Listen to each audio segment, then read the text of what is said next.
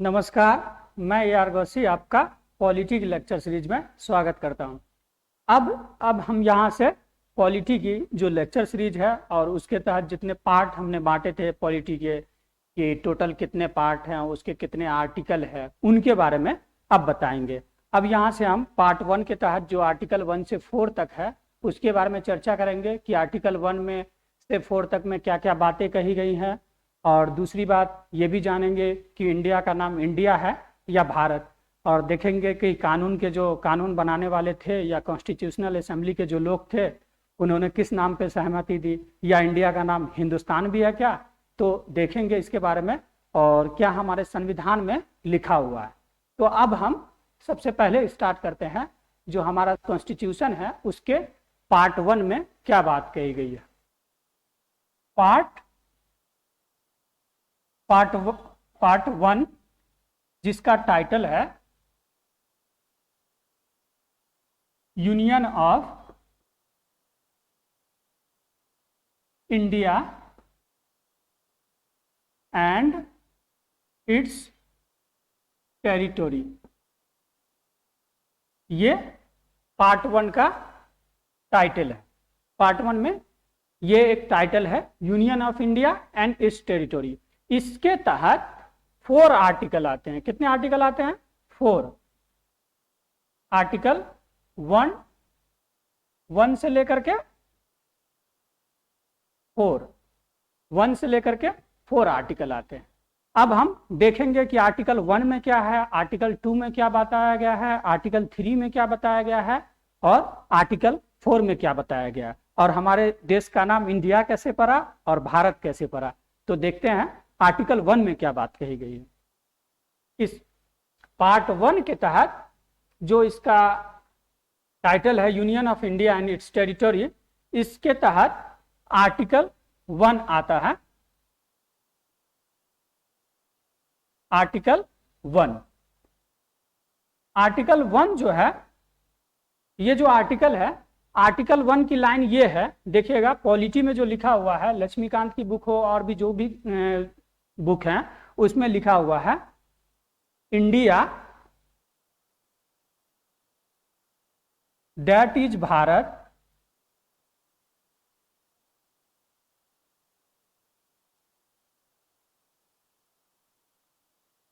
India that is Bharat shall be a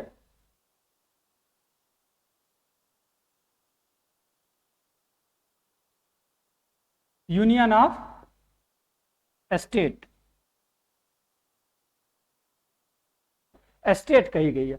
अब ये जो लाइन है India that is Bharat, India that is Bharat का मतलब भारत जो कि इंडिया है। इस पर भी विवाद था कि ये वर्ड क्यों है, इससे पहले भारत क्यों नहीं है, भारत दैट इज इंडिया क्यों नहीं है, इस पर विवाद था।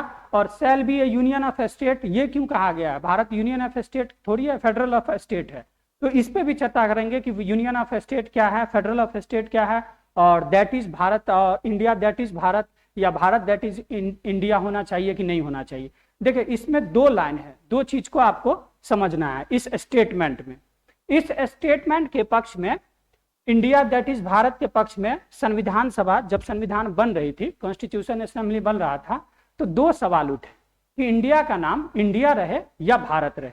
कुछ लोग जो प्राचीन परंपरा को, एंशियंट हमारे भारत के परंपरा जो है, कल्चर जो है, उनको जो मानते थे, उनका कहना था कि भारत का नाम भारत होना चाहिए, ये हमारी प्राचीन परंपरा है, संस्कृति है, इसलिए हम अपने देश का नाम भारत रखना चाहते हैं। और ये वर्षों से चला आ रहा है, ये नाम पुराने टाइम से ही, एंशियंट टाइम से ही भारत नाम से हम अपने देश को जानते हैं।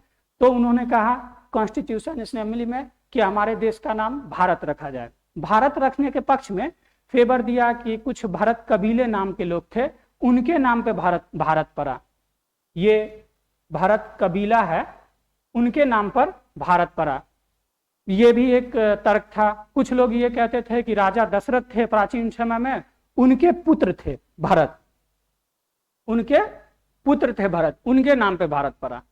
कुछ लोग ये कहते थे, अभिज्ञान शकुंतलम एक नाटक है कालिदास का, उसमें शकुंतला और दुष्यंत की प्रेम कहानी है, उनसे जो पुत्र उत्पन्न हुआ है उनका नाम भरत था, तो उनके नाम पर भी उनके नाम पे हमारा भारत पड़ा है।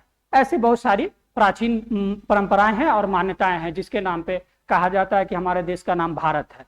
तो कुछ लोग संविधान सभा में ये कह रहे थे कि हमारे देश की जो सभ्यता है, हमारे देश की जो संस्कृति है, कल्चर है, उनके नाम पे हम अपने देश का नाम भारत रखें, हम इंडिया क्यों रखेंगे।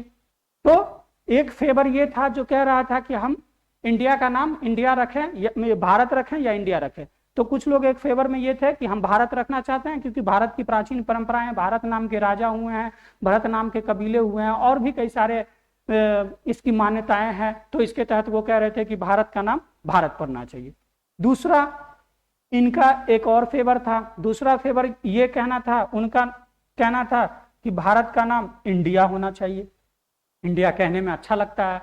वो लोग कह रहे थे ये मॉडर्न नाम है, ये आधुनिक नाम है और इस नाम से क्या है, हमारे देश में जब हमारा देश अंग्रेजों का गुलाम था, अंग्रेज हमारे यहाँ जब शासन कर रहे थे तो उन्होंने जितने भी दूसरे देश के साथ संधि किया या दूसरे देश के साथ समझौता किया तो वो इंडिया के नाम से किया था। हर जगह पे पूरे देश में इंडिया के नाम से, यहाँ तक कि यूएनओ जो थी, यूनाइटेड नेशन ऑर्गेनाइजेशन, और भी कई सारे जो संगठन हैं उसमें भारत नाम से कोई भी संधि समझौता अंग्रेजों ने नहीं किया था, इंडिया के नाम से किया था।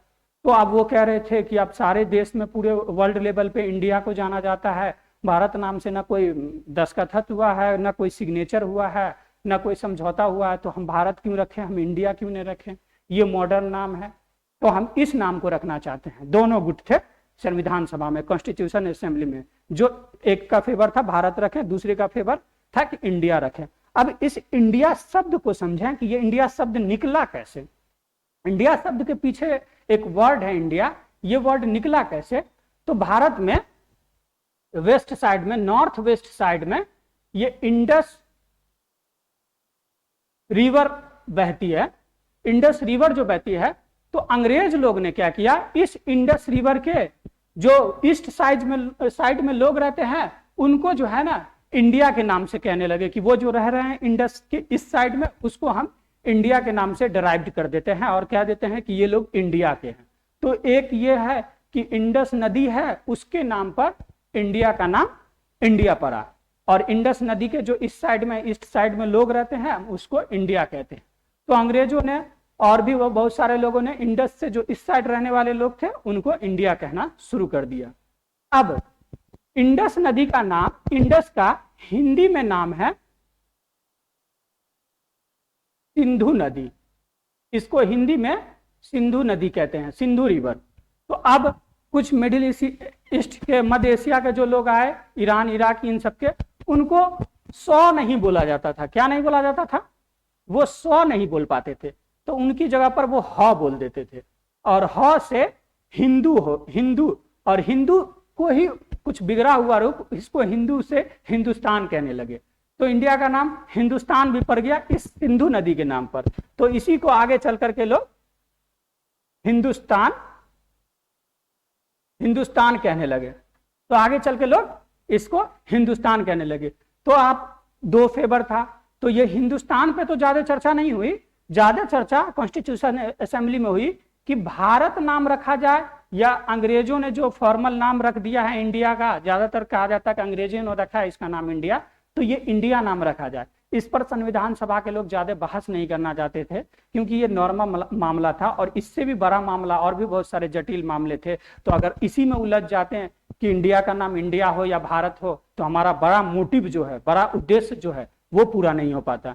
तो इन्होंने, दोनों ने सहमति बना करके बोला ठीक है, हम इंडिया भी नाम रखते हैं और उसका नाम भारत भी लिख देते हैं, that is Bharat, Bharat that is Bharat. इसका मतलब क्या हुआ कि इंडिया जो कि भारत है, ये हो गया शब्द। तो ये एक सहमति से इंडिया जो कि भारत है वो नाम रख दिया गया। अब आप ध्यान दीजिएगा कि ये मत समझिएगा इंडिया का हिंदी वर्जन है भारत, भारत एक अलग नाम है, इंडिया एक अलग नाम है। ये नहीं कि आप डिक्शनरी में सर्च करिएगा कि इंडिया का नाम आता है कि नहीं भारत, वो अलग, वो नहीं आएगा, ट्रांसलेटेड फॉर्म नहीं आएगा। तो इंडिया दैट इज भारत। अब संविधान सभा में इस पे भी चर्चा हुई कि इंडिया दैट इज भारत, इसका मतलब है कि इंडिया जो कि भारत है, ये हम क्यों लिखें। हम ये क्यों नहीं लिखे कि भारत दैट इज इंडिया, ये वाला वर्ड क्यों नहीं लिखे? हम ये क्यों लिखे कि इंडिया दैट इज भारत, मतलब इंडिया जो कि भारत है, हम ये क्यों बोले? हम ये क्यों नहीं बोले भारत जो कि इंडिया है? इस पे भी चर्चा हुई और संविधान सभा में बहस हुई, लास्ट में सहमति बनी कि नहीं नहीं इसको ही रहने दिया जाए, इंडिया दैट इज भारत। तो इस पर सहमति बन गई कि इंडिया दैट इज भारत जो है यही वर्ड को रहने दिया जाए। अब आते हैं एक और वर्ड देखेंगे कि ये यूनियन ऑफ इंडिया और यूनियन ऑफ स्टेट और यूनियन ऑफ टेरिटरी का क्या मतलब है। ये भी दो एक वर्ड है जिसपे चर्चा होती रहती है कि यूनियन ऑफ स्टेट के अंदर क्या शामिल होंगे और यूनियन ऑफ टेरिटरी के अंदर क्या शामिल होंगे। तो हम देखते हैं यूनियन ऑफ इंडिया और यूनियन ऑफ टेरिटरी का मतलब क्या है।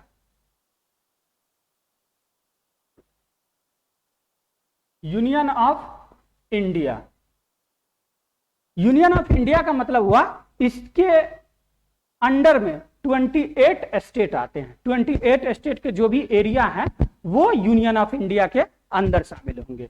यूनियन ऑफ टेरिटरी का मतलब क्या है? यूनियन ऑफ टेरिटरी का मतलब क्या है? इसके अंदर 28 स्टेट का area plus union territory plus जो भी एरिया है, जैसे समुंदर है हमारा इंडिया में और वो समुंदर का जितना 200 नॉटिकल माइल एरिया है, वो सब जितने भी क्षेत्र हैं वो सब यूनियन ऑफ टेरिटरी के अंदर शामिल होंगे और यूनियन ऑफ इंडिया के अंदर सिर्फ 28 स्टेट शामिल होंगे। तो ये दो वर्ड है, इनको भी ध्यान रखना है। ये पॉलिटी जब आप पढ़ेंगे लक्ष्मीकांत की तो उसमें ये दो वर्ड के बारे में बताया गया है कि यूनियन ऑफ इंडिया का मतलब क्या होता है और यूनियन ऑफ टेरिटरी का मतलब क्या होता है। तो यूनियन ऑफ इंडिया के अंतर्गत 28 स्टेट के एरिया आते हैं और यूनियन ऑफ टेरिटरी के अंतर्गत 28 स्टेट प्लस यूटी और जो भी समुद्र का 200 नॉटिकल माइल का एरिया हमारा आता है, हवा का, एयर का, जो हमारे जमीन से ऊपर का जो आकाश है, आसमान है, उनका जो एरिया, जो सब एरिया शामिल है वायु से, जमीन से लेकर आसमान तक का, वो सब इसमें यूनियन ऑफ टेरिटरी में शामिल होता है। पहला आर्टिकल जो है उसके तो एक पार्ट ये हुए, 3 पार्ट थे। आर्टिकल 1 का ये पार्ट था कि इंडिया दैट इज भारत, ये होना चाहिए ये, और दूसरा आर्टिकल 1 के 3 पार्ट थे। एक तो ये इंडिया दैट इज भारत जिसके बारे में अभी हमने चर्चा किया कि ये लिखा हुआ था कि इंडिया होना चाहिए या भारत नाम होना चाहिए, वो उसके बारे में बताया गया था इंडिया दैट इज भारत। इसके दूसरे आर्टिकल और इसके दूसरे सेक्शन, आर्टिकल 1 के 3 सेक्शन थे, 1 सेक्शन, 2 सेक्शन और 3 सेक्शन। तो आर्टिकल 2 में यह बताया गया है कि जो राज्य के एरिया है वो संविधान की, कॉन्स्टिट्यूशन में जो पहले 1 से लेकर के 12 अनुसूची दी गई है, उसमें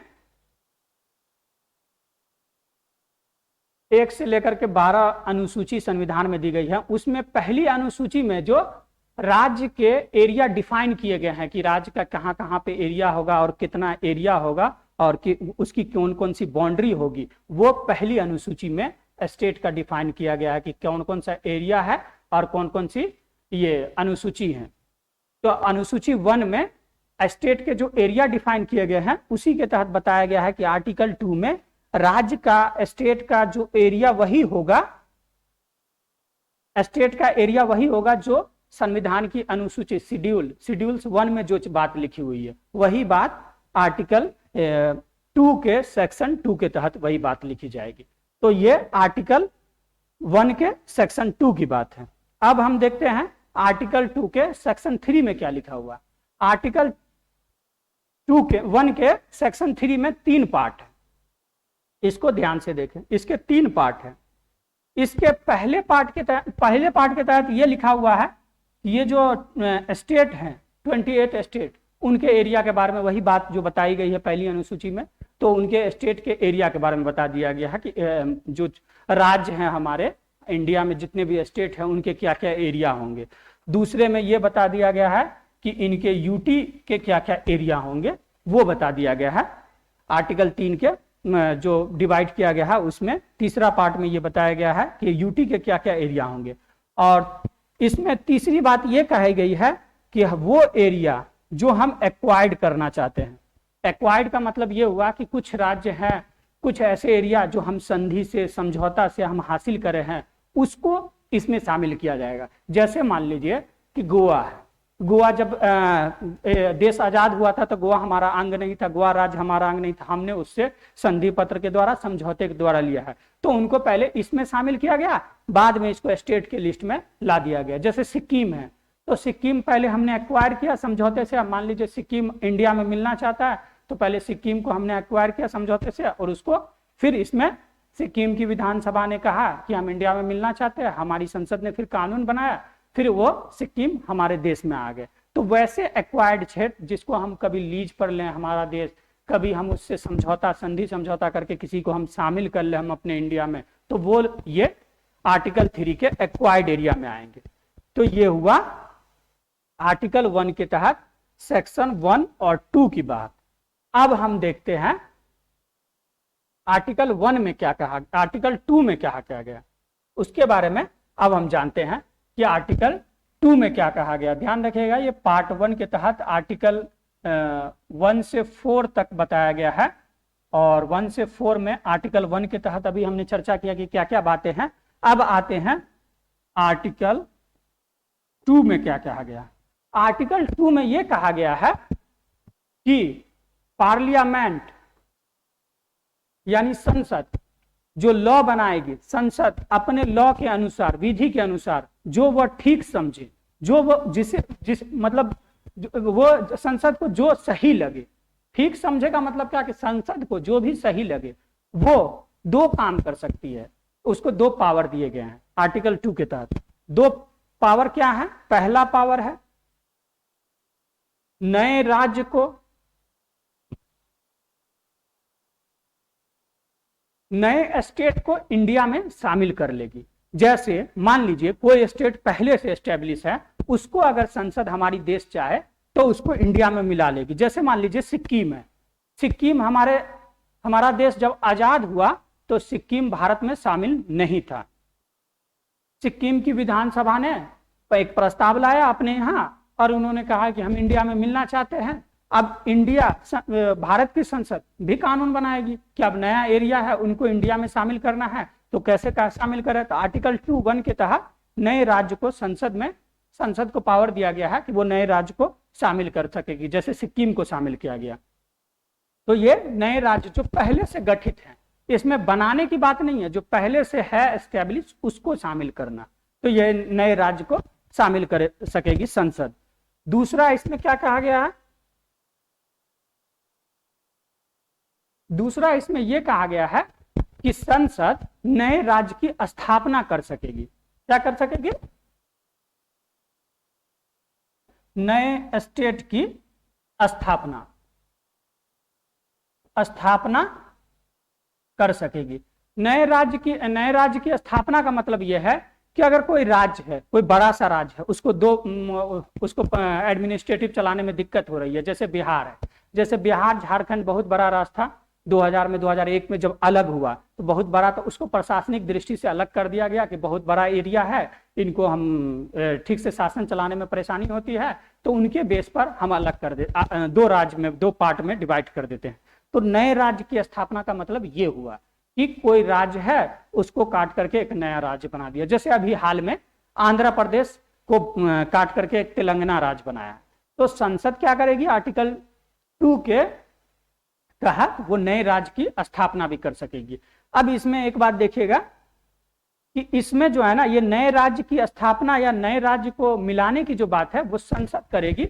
अगर नए राज्य की स्थापना आंध्र प्रदेश में जो एक तेलंगाना राज्य एक अलग से तेलंगाना राज्य संसद बनाना चाहती है, तो उसको आंध्र प्रदेश से पूछना नहीं पड़ेगा कि मतलब हम राज्य बनाना चाहते हैं, कैसे बनाएं। इसमें संसद के पास पूरी शक्ति है कि संसद जैसे चाहे अपनी मर्जी से नए राज्य की स्थापना करेगी या नए राज्य को बना सकती है, इसमें स्टेट से पूछेगी नहीं। तो इसलिए इसमें कहा जाता है कि आर्टिकल 2 में जो है ना, ऐसा झलकता है कि आर्टिकल 2 में सेंटर के पास ही ज्यादा पावर दे दी गई है, स्टेट के पास तो कुछ भी पावर नहीं है।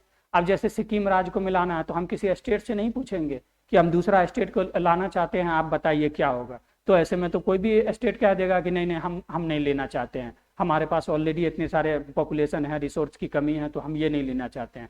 तो इसमें ये कहा गया है कि इससे कि संसद इनसे राज्य से नहीं पूछेगी कि हम नया राज्य बनाना चाहते हैं, आपका क्या परमिशन है, हम नए राज्य को लेना चाहते हैं, आपका क्या परमिशन है, ये नहीं कहेगी। तो आर्टिकल 2 में ये कहा गया है कि संसद नए राज्य की स्थापना कर सकेगी। इसमें सेंटर के पास क्या है, सेंटर के पास ज्यादा पावर है स्टेट की तुलना में। स्टेट के पास पावर है समझिए है ही नहीं, सेंटर के पास ज्यादा पावर है। तो आर्टिकल 2 में क्या कहा गया, सेंटर मतलब संसद नए राज्य की स्थापना, नए राज्य का निर्माण कर सकेगी। तो हम देखें आर्टिकल 2 में क्या लिखा गया। अब आर्टिकल 3 और 4 में थोड़ा सा प्रोसेस है, प्रक्रिया है, इसको हम नेक्स्ट लेक्चर में थोड़ा अच्छे से समझाएंगे कि आर्टिकल 3 में क्या बात लिखी गई है और आर्टिकल 4 में क्या बात लिखी गई है और उसके तहत क्या क्या प्रावधान है। और हम कोशिश करते हैं शॉर्ट वीडियो बनाने का, और कोशिश करते हैं कि छोटे छोटे वर्ड हों और छोटे छोटे लैंग्वेज में आपको चलते फिरते, क्योंकि आजकल क्या है ना कि इतनी तेज और फास्ट दुनिया है कि लोग जो है ना लंबा वीडियो या लंबा लेक्चर सुनना नहीं चाहते हैं। तो हम सोचते हैं कि शॉर्ट में आपको चीजें आसान लफ्जों में, जो बुक में लिखा हुआ है इतनी डिफिकल्ट लैंग्वेज, उसको हम सोच रहे हैं, हम कोशिश करेंगे कि आसान लैंग्वेज में उसको बता दें, ताकि आपको पॉलिटी चलते फिरते कहीं भी देखते हुए आपको समझ में आ जाए कि क्या क्या पॉलिटी में क्या क्या राइट है, क्या क्या प्रावधान है, उन सब के बारे में डिटेल में पढ़ा जाए। तो हम ऐसे ही 1 2 3 आर्टिकल करके, कभी 2 आर्टिकल, कभी 3 आर्टिकल, कभी 4 आर्टिकल करके हम वीडियो बनाएंगे, और आपको पूरे पॉलिटी के बारे में, आप क्लास ना भी करें किसी का भी, तो आप ये यूट्यूब पर फ्री में देख सकते हैं, और पॉलिटी के जो बेसिक चीज है वो आप आइडिया ले सकते हैं, और इससे आप खुद तैयारी करके अच्छा नंबर ला सकते हैं। तो हमारा वीडियो को देखते रहिए और इसको अच्छे से समझिए। अगर कोई चीज नहीं समझ में आए तो वीडियो के कमेंट बॉक्स में आप कमेंट करके सवाल भी पूछ सकते हैं। तो फिर हम आपसे मिलते हैं नेक्स्ट वीडियो में, तब तक के लिए धन्यवाद।